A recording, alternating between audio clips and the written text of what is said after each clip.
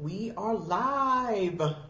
Hello, hello, hello. If you're watching this on the replay, share this broadcast and drop the word replay in the comments to let me know that you saw this. So if you are new here, we've never met. I am Mo James, founder and chief creativity officer of the Confetti Collective. We inspire confidence, and I'm here with a special guest for this early edition. This is a special time edition of Mondays with Mo. I usually pop in every other Monday in the evening just to talk about what's happening behind the scenes of the business, talk about things that are happening in pop culture, all the stuff that you guys are talking about, and just kind of ramble and rant about stuff. But today is a special time because we have a special guest, Mahkyla Howes. So welcome to all of you. Hey, Q, thank you for tuning in. Share the broadcast, spread the word, because Mahkyla is awesome. And I just wanted to make sure that you got a chance to know her. So I first came to know about Mahkyla. Actually, she doesn't know this. A couple of years ago, Q says she is beautiful with all the L's. I first came to know about Mahkyla a couple of years ago, and I kind of followed her. I was a lurker. I just kind of followed her, just kind of watched and saw what she was doing. And this year, seems like it was maybe a month ago, not even a month ago, 3 weeks ago, Mahkyla spoke at the Girls Confidence Camp that KCB Browse hosted. You guys saw some of the live broadcasts, the videos on our page of the 3-day camp. Mahkyla was there talking to the girls about overcoming adversity.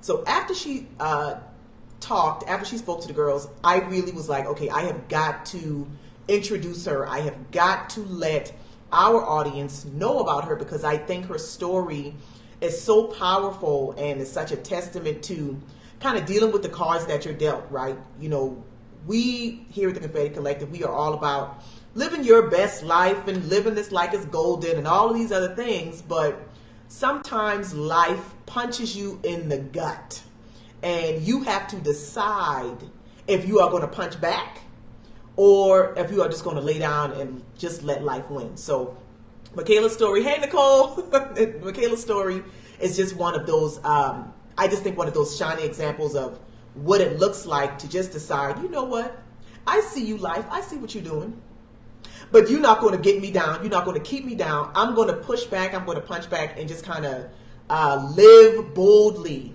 in spite of what life is trying to do. So Mahkyla, welcome to this, like Mondays with Mo, but this is really just, I really just wanted to talk to you and to introduce you to the ladies, to the people that follow us, because like I said, I think like what you are doing is just living and just being who you are with your crazy, wacky family. I just love y'all so much.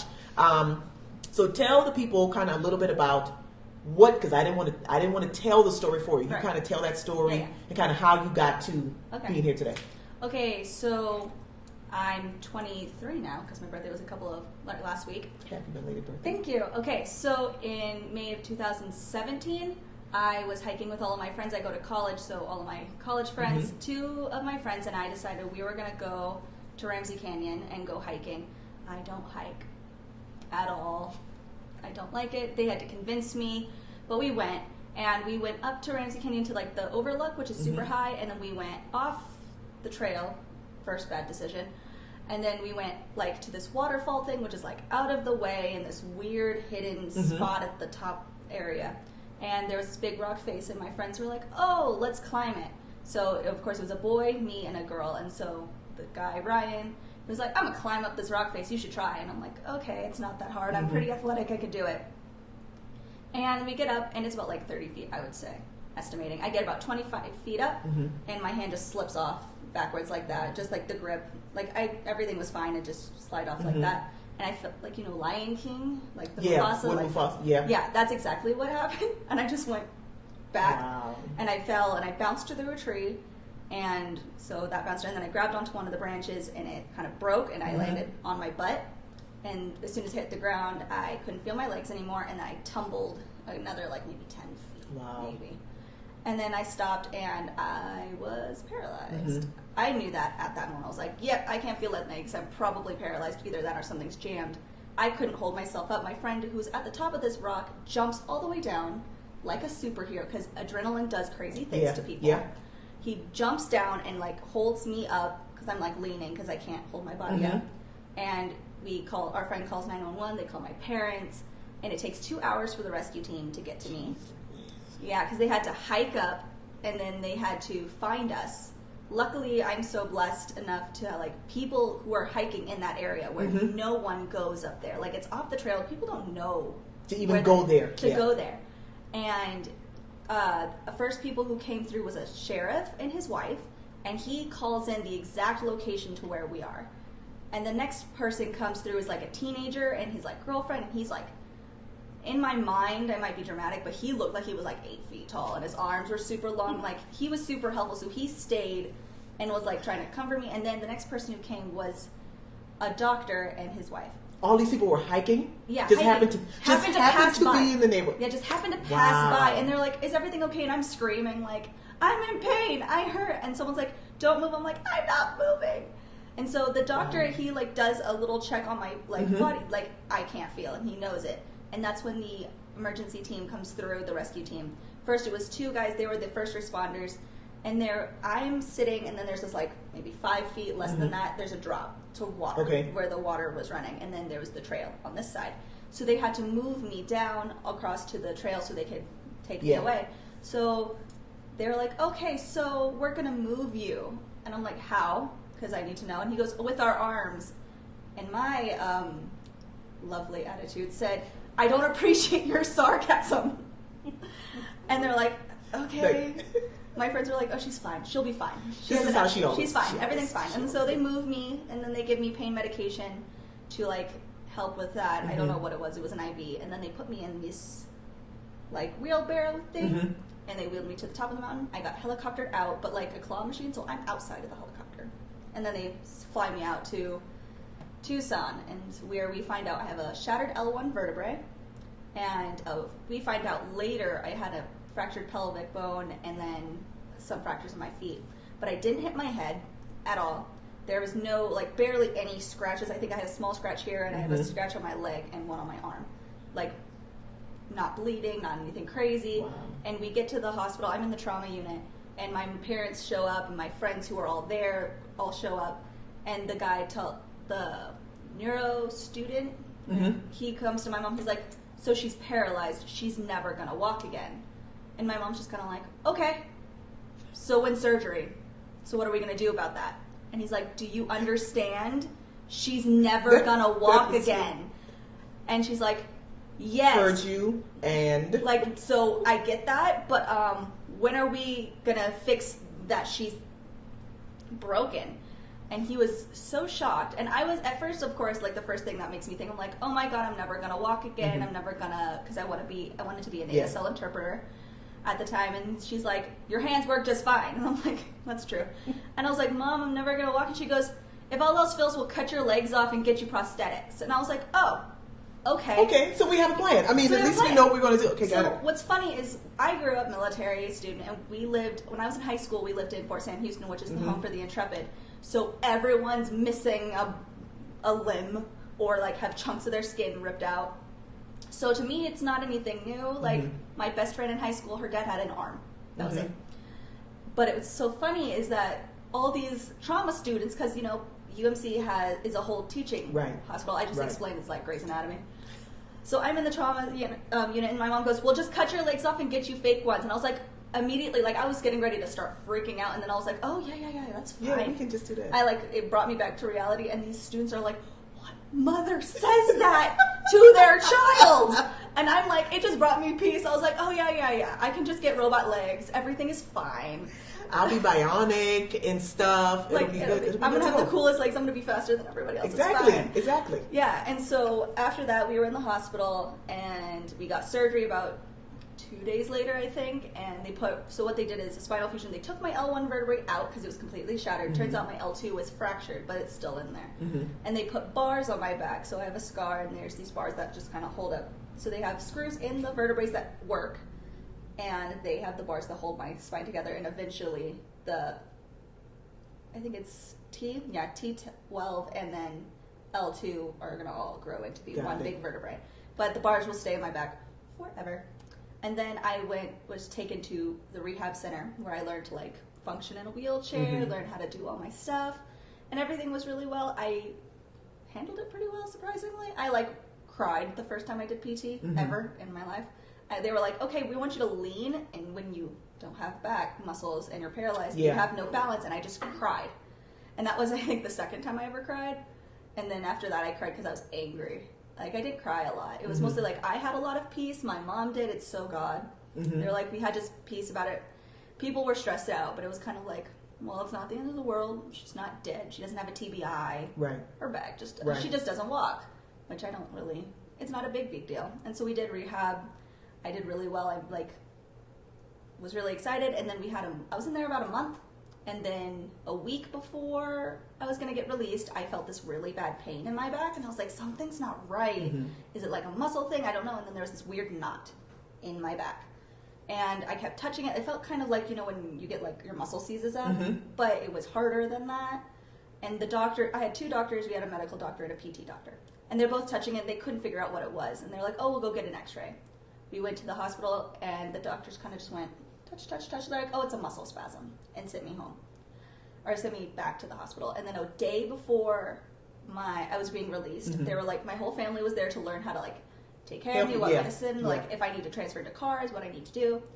And my therapist was like, I don't feel comfortable sending you home. Can we please just get an x-ray? So we go to a different hospital, the one right near us. I took an ambulance ride down the street. This is my rehab center. The hospital's right here. I'm like, they're like, we have to. I was like, I could just wheel there. It's fine. But they're like, we can't. It's a liability. We're sending you in an ambulance. I'm like, so dumb. We get there. We get an x-ray. And the nurse lady comes out while I'm in the little ER room. She goes, don't move. And I'm like, okay. She goes, the bars have come loose. They're slid all over your body. They're ones near really important arteries and all these things. And I'm like, I've been doing therapy for a week with my back unsupported, and I'm gonna die now? I was very angry. And so I had to go get a second surgery, and then I was back in the rehab center for a couple of weeks. And then I was released from the hospital on the 4th of July. So it was Independence Day for everyone. Yeah.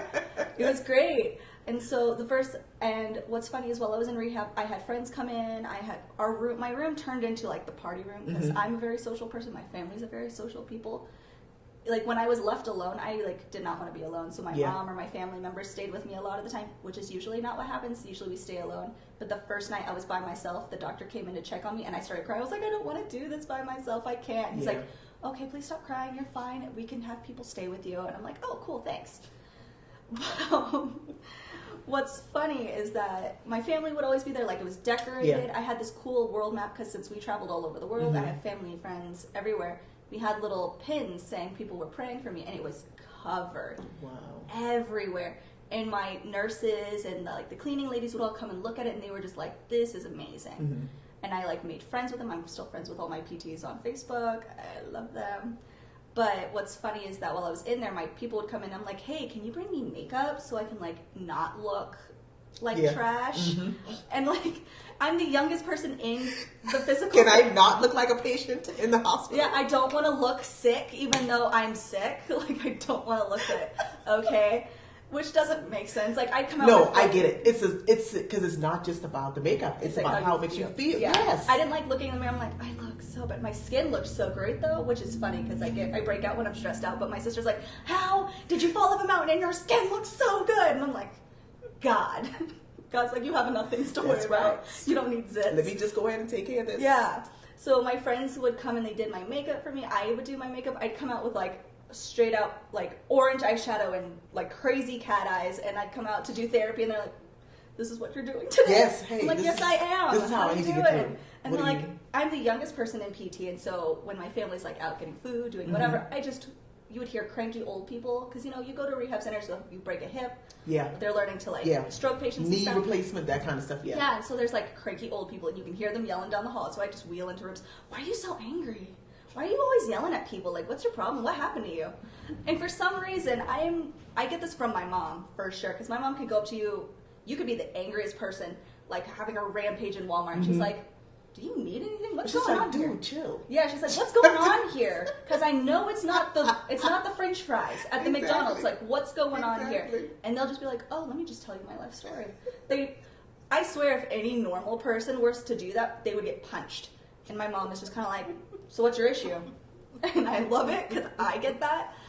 So, like, I just would go to these old people and be like, so why are you so angry all the time? And they're like, oh, well, I broke my leg and it hurts and they're not helping me. I was like, you realize there's like 20, 30 other people in here. Yeah. You're not the only one. And I would make friends with these old people. And so they would see me in therapy and they're like, yay! And then before they would leave, they'd come and say goodbye to me. And my mom's like, do you know her? I'm like, oh yeah, she got in a car accident. That one was in a other kind, like ran into a dumpster, like a whole bunch of different things. Which was pretty cool. And like, it takes a while. And these old people were always like, well, you just have to be grateful you're alive. And I'm like, that's true. But it was a whole, like, being in the hospital, like, I felt really at home because everyone's super helpful. They understand. They're not going to be all kinds of crazy.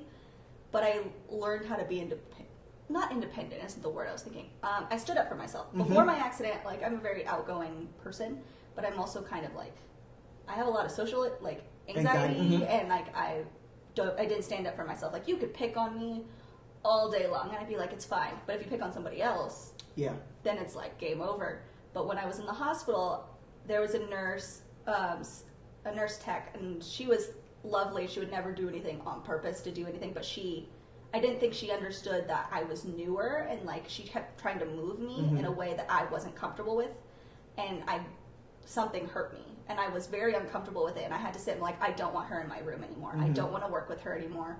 And it was the first time I've ever stood up for myself in the moment instead of being like, oh, I should have just said that, and then come back and be like, I really wasn't okay with that. I was just like, I don't want to work with her anymore. I don't feel comfortable. I don't want her, and I know I'm legally obligated to say that, and if I don't want her, she doesn't have to be here. And then in the second time I was in the hospital after my surgery, a OT, he was a guy, and then they have a PT, and they try to make you sit up as soon as possible to like see how everything's going, and he would stand behind me so I couldn't see him. And I said, if you move my body, please tell me, because I can't feel it. And he moved my leg, and I can feel it like up here. Like when things move, the rest of you kind of feels it, you know? Yeah. And he moved my leg. I said, tell me. And he goes, I thought you couldn't feel it.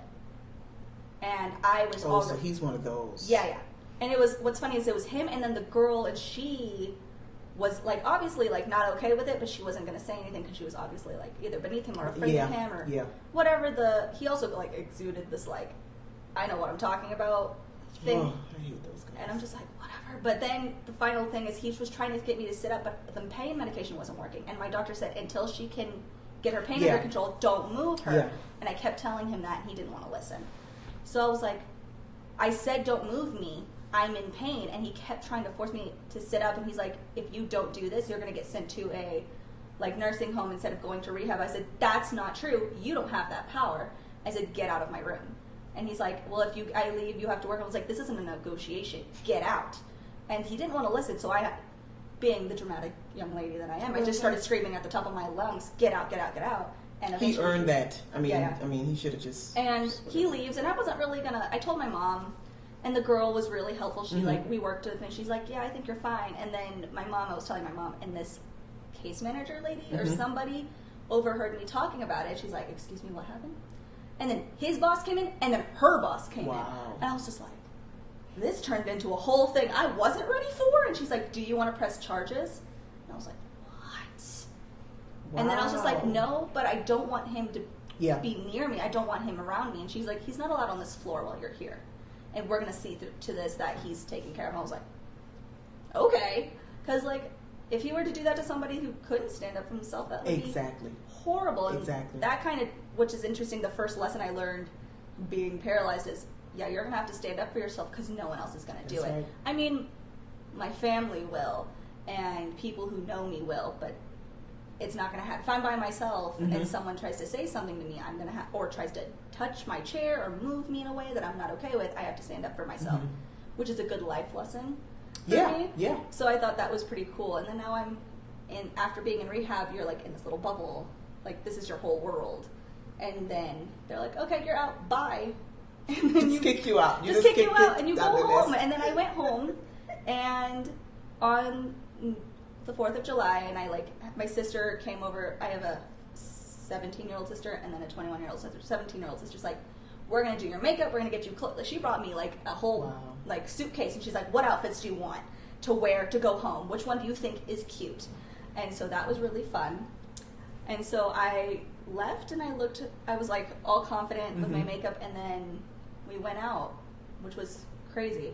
But then the world I started realizing as I started doing more things, because when you first get out, you kind of stay at home doing a lot of things. Yeah. But my mom was mostly like, get in your chair, we're going to Starbucks. Like, I can sit here and wallow, and most people do. But I don't have the family for that. The way my family is set up, I can't do that. I didn't know this, but a lot of people that I went to, I go to spinal cord injury survivors group. It's a very long, I just call it support group. A lot of people thought I was older. We have, the way you systemize like your injury, it's how old you are. So I'm a year old. Got it. And so people are like 10 years old and whatever, like that's your age. And so people thought I was older than I am. Because you have this piece, I guess? Yeah, you have this piece about it, yeah. But I didn't realize that. But when people were like, I went to a tennis tournament for wheelchair people, the first time I saw all the people the same height as me, I wasn't looking at butts all day. It was great. But everyone's like, you have an old lady chair and you're acting all weird. I'm like, I'm not even a year old. And they're like, oh. Because I guess the first year people like cry and wallow and don't leave their house. I don't know if that's everyone, but that seems to be a common thing, that people don't go out and do the things that they usually would do because of their injury. And I just don't have the family for that at all. They're like, oh, you're injured. We're going to Walmart, so get in your chair. And we tried. It was just, I just don't. And I think it was maybe a week and a half or a week into being home. It was the first time I went out with my sisters and not my mom. And I was in a hospital chair, not my customized chair. Yeah. And we struggled to get the chair closed. Didn't work. And then when we tried to I had my Starbucks drinks, so I'm holding like the wallet in my lap, all of their Starbucks drinks, because they're trying to get me in the house. But instead of popping my chair the front in and going in forward, my sister was like, oh, we'll just pull you in backwards. And I was like, yeah, okay, we've done it before, it's fine. But since I'm holding these drinks, I don't have anything to hold on to, and I just fell out of my chair. And it's just my sister and my other sister and me and the dog that I adopted, who isn't my dog anymore, but... So I like fall and I'm like, oh God, I'm falling. And then I slowly fall forward and like my drinks knock over, and as I'm on the ground, I fix the drinks and then readjust my body. I saved the drinks. And the only time I ever fall out of my chair is when I'm with my sisters, because they're so much like, you got it. Everything's fine. You cool. can get this. You're good. And then I fall out and they're like, oh shoot, you okay? And I'm like, yeah. And I'm like laughing. They're laughing, because to us it's not like, it is a little scary, but it's funny because I fell 25 feet. 2 feet isn't going to hurt me. Right. So it's just funny to us. But like, as I go out, I had to start realizing like, I'm different now. Because in my brain, I'm the same person. I'm just sitting down all the time. But then when you go out, you start realizing, oh yeah. Right. I'm different, because people will look at you differently. People talk to me like I'm a baby, more so now than before, even though I look super young. And a lot of people don't think that outside people are going to affect you because you know who you are, which is not true, because we're humans and we're super susceptible to suggestion and all that. Right. So I could be like, I'm independent and I know what I'm doing and I am the same. No one can treat me differently. But if someone is constantly coming up to me and babying me and constantly asking for help, or staring at me, or like kind of looking at me sideways, it's going to affect how I feel and how I see myself. And that was really hard for me. Like even now, I just kind of, I get confused on whether people are staring at me because I'm in a wheelchair or because I'm cute. Hey girl. So I don't know. We'll go with number 2. I don't know which one it is, honestly. And clearly it's number 2. What's also funny is like a lot of people don't think, if you're physically handicapped, they think you're like also mentally handicapped, which they're not mutually exclusive at all. Also, the fact they're like, do you think I'm supposed to be drooling on myself, or they don't not expect wearing makeup? Yeah, that's what I was. Because a lot of right now, it's not, because it's summer and I'm not melting off my $40 foundation off my face. But during like normal weather times, I have a full face of makeup. I'll have lashes on, and I'll dress in like crazy outfits, and I'll have high heels on. Best perk, I have so many shoes. And they never get messed up. Never worry about skids on the bottom of the shoes. And they look great. And so I have so many. I probably have more shoes now than I did before. And my parents are like, why do you keep buying shoes? You don't walk. I'm like, that's the point. Obviously. Like, I don't see the problem. There's never any creases in my shoes. Exactly. Never any creases. But what's funny is people are like, are you supposed to drool on yourself, and people will say, you're so beautiful despite your circumstance. Wow. I was like, the fact that my legs don't work don't affect how I look physically, and the fact that you see me as a beautiful person besides that is wrong, because there are so many people with like different terminal illnesses, disabilities, that are beautiful people also, like, who's not.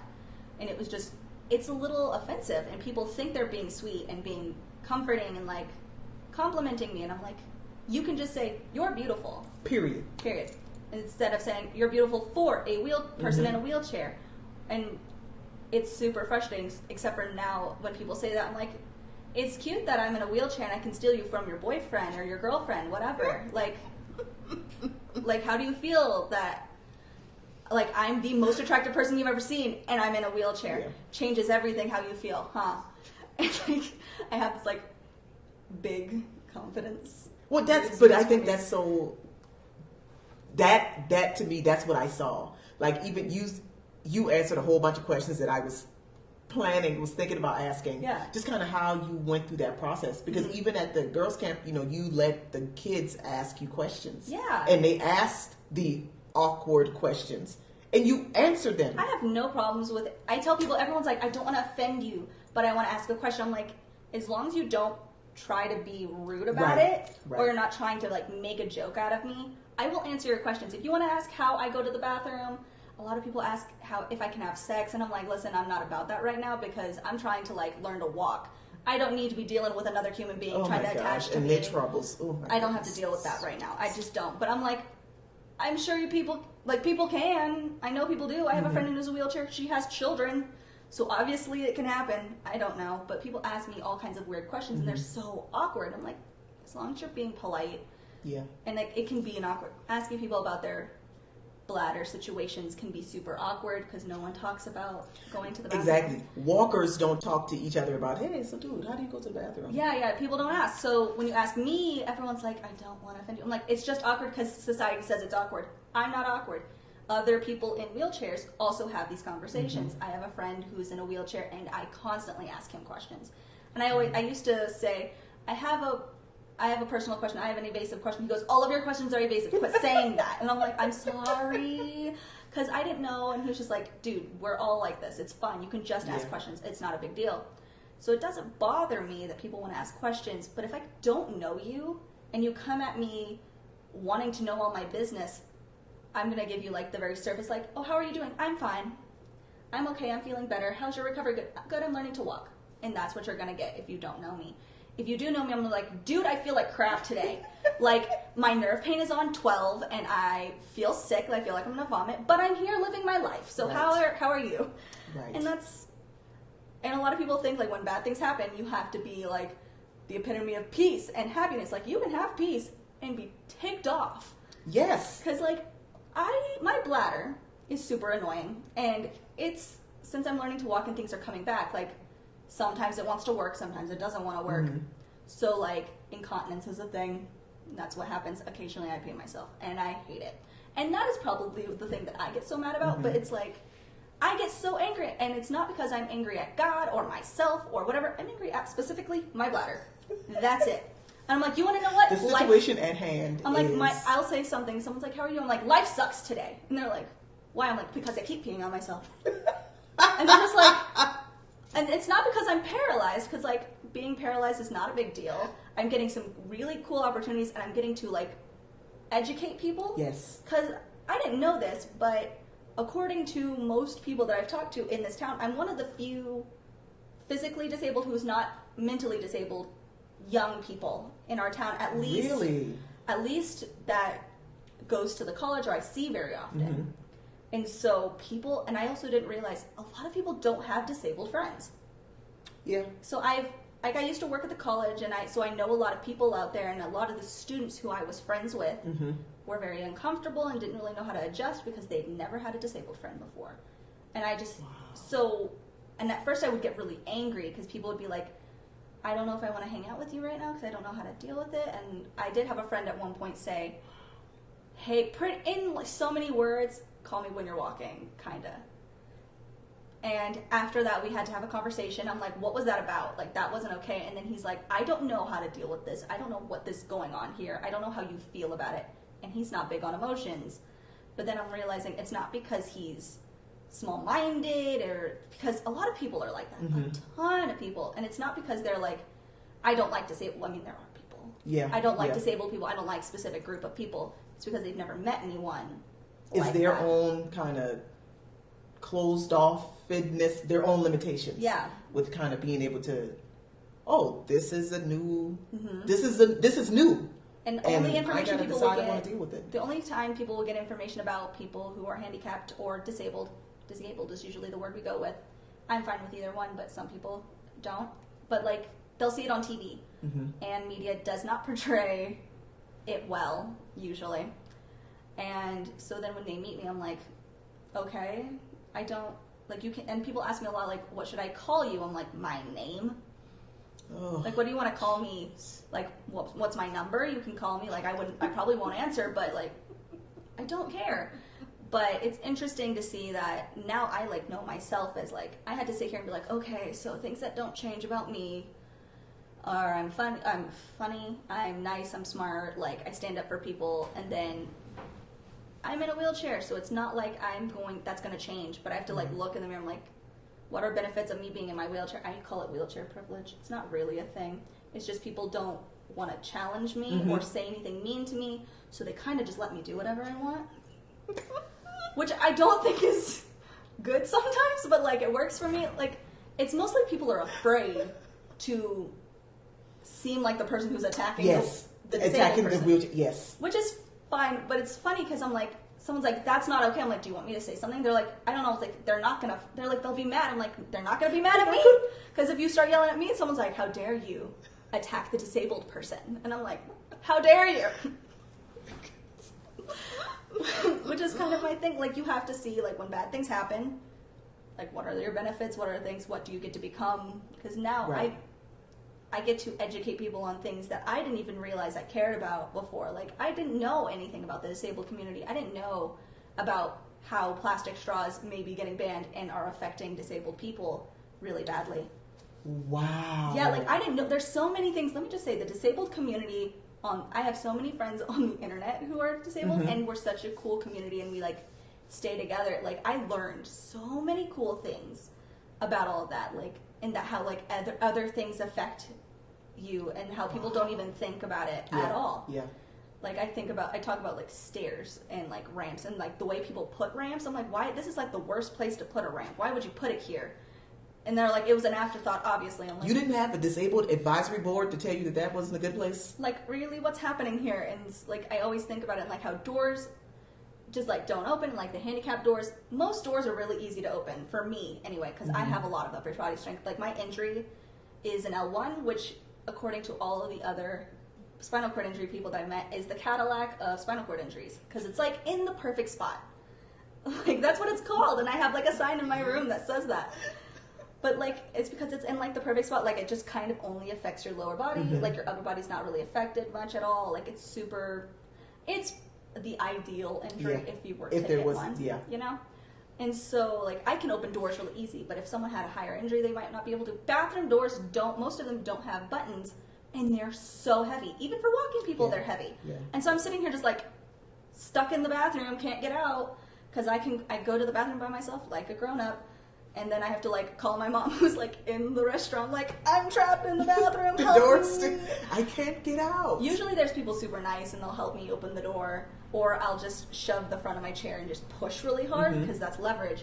But, like, a lot of people don't think about that. Like, aisles are super small. I've been to libraries that I can never get through the aisles very well, or, like, I'm crushing people, or, like, I have to get out of the way. I went to one bookstore, which was Bookman's in Tucson, and it was magical because it was built like a maze and it was so wide. Like, I could wheel on one side and people are just walking and not even bothering me. And I'm like, this is amazing. And people don't think about how things are accessible or like how other things are affecting people. And gravel affects people. Let me just say Arizona. It's good because I don't sweat much and it doesn't snow. Except for gravel is not a wheelchair. Yeah. It's not wheelchair friendly. No, it's not at all. I hate it so much. But yeah, like there's so many things that people think about, and I never thought about it. And I get to teach other people, like, did you know this is going to affect a person that way? Like, don't do that. And they're like, oh, I never really thought about that. And then I get opportunities like this to speak to you and like speak to the girls' camp, which was super cool. And I just think it's like, my life has changed for the better. Yeah. Since my accident. I actually like this version of me much better than old Mahkyla, walking Mahkyla. And even my mom's like, I like her better. She stands up for herself.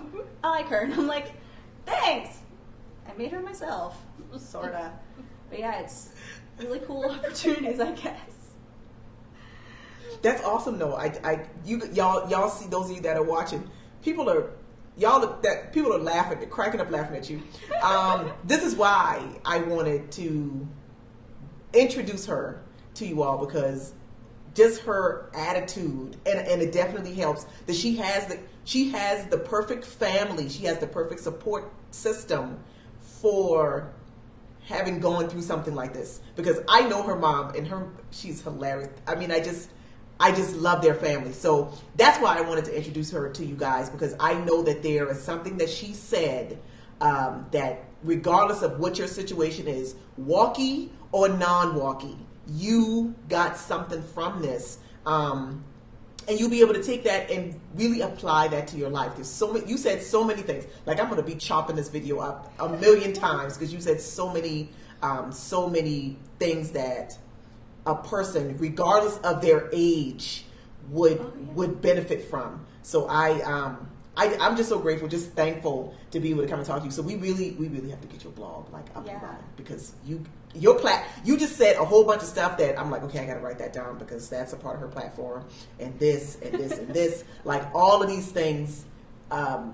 You have a tremendous opportunity to educate people, not just about how to deal bouncing back from a setback, but the nerds that are planning buildings and trying to decide what accessibility is, they really need to hear from somebody that is going to have to use these things, because accessibility is more than just a ramp. So even just thinking about that in my mind gives you a tremendous opportunity to educate people over and over and over again. And I think that's just so awesome. Well, thank you. So thank you so much, Mahkyla, for just coming in and hanging with me. Mahkyla's family is here, you guys. They're being really quiet. They're being quiet. Okay, they're finally talking. They're finally talking. So, again, if you are not... Okay, do you have your Facebook? Do you have Facebook page? I do. It's Mahkyla Howes. Is that your personal profile? I don't care. I have another one, which is also Mahkyla Howes. I just haven't done anything to it. Okay, we got it. All right, so once Mahkyla gets the public page set up, because we'll need people just like sending her random friend requests, because that's just too much. I mean, it happens already anyway. I will send her contact information out to you all. If you have any questions, if you want to have her back to talk about something else, let me know. We'll work that out too. I am just grateful just to have her here. It was so important to me to do this, and just to let her tell the story and share the lessons. Like, I didn't even have to ask any questions at all, really.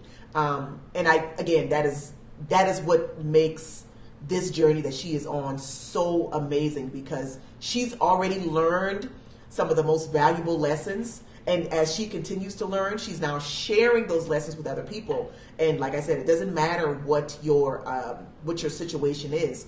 We are all at some point going to have something that on the surface could throw us off of our game, or could adjust the path that we think we're on.